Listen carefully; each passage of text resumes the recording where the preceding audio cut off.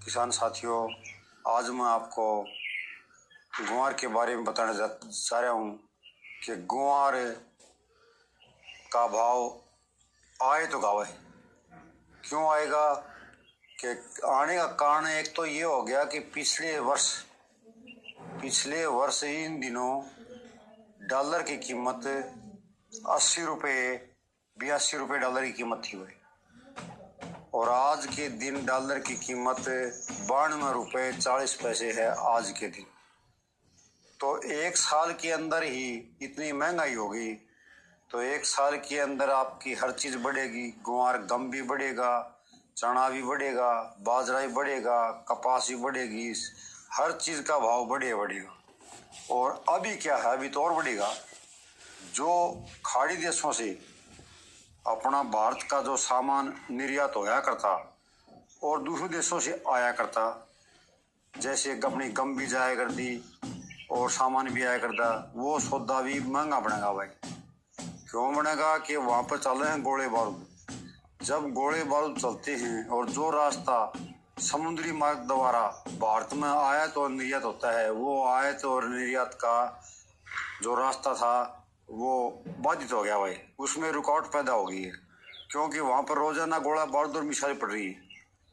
जब गोला बारूद और मिसाइल पड़ रही हैं तो दूसरे देशों से घूम के जहाँ जाएगा तो ज़्यादा खर्चा आएगा, ज़्यादा ट्रांसपोर्ट खर्चा लगेगा। उससे क्या होगा कि आपके सब्जियों के दाम, हर चीज़ के दाम महंगे पड़ जाएंगे भाई।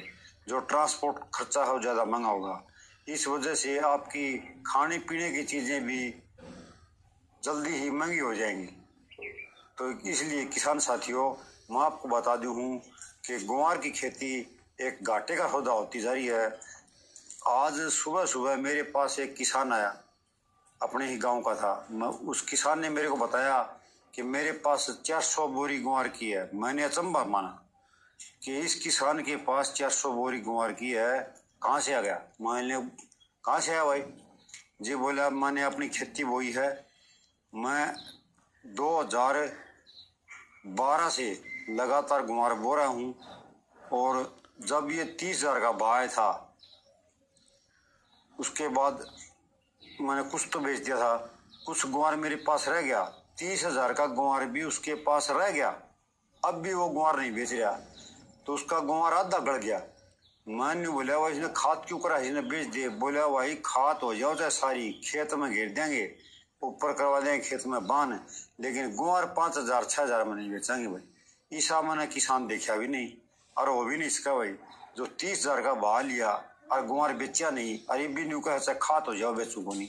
तो ऐसे किसान, सक्षम किसान अपने भारत के अंदर बहुत हैं भाई। तो किसान साथियों, अब मैं आपको अपनी तरफ से राय दे रहा हूँ, जिसके पास गुआर है वो तो अपना बेचो ना।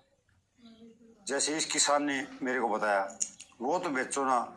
जिसके पास 100-200 बोरी गुआर है वो अपना स्टॉक रखो और दूसरी फसल बोनी शुरू कर दो। जैसे मूंग हो गया, मोट हो गया, उसमें प्रॉफिट भी अच्छा है, आमदनी भी अच्छी है और समर्थन मूल्य मिलता है।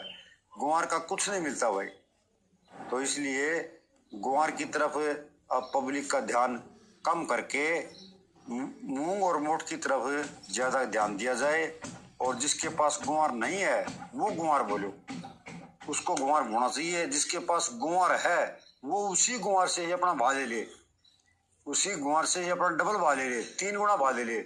समय आएगा गुआर का, जरूर आएगा। गुआर बिकेगा, तेज भी बिकेगा, भाव उसको मिलेगा जिसके पास गुआर होगा। तो साथियों, गुआर सारा बेचने का कुनिया कर है, गुआर रखने का होता है। जब भी जरूरत पड़ जाए तो जिन्स और भी होती है, जैसे जरूरत पड़ जाती है, कोई ब्याह शादी मंड गया, क्या सोना चांदी को बेचा है भाई? कद्दे को बेचा, सोना चांदी कोई को बेचा, चाहे कितना भूखा मर जाओ। उसी तरह से आप ये एक प्रण कर लो कि गुआर तो न्यू मान लो एक सोना और चांदी है, इसको तो बेचना ही नहीं, चाहे किसी भाव में क्यों ना चले जाए। जब ये किसान 30,000 के भाव में भी गुआर नहीं बेचा तो आप कैसे बेचोगे भाई? 5,000 6,000 में तो फ्री उड़ाना है।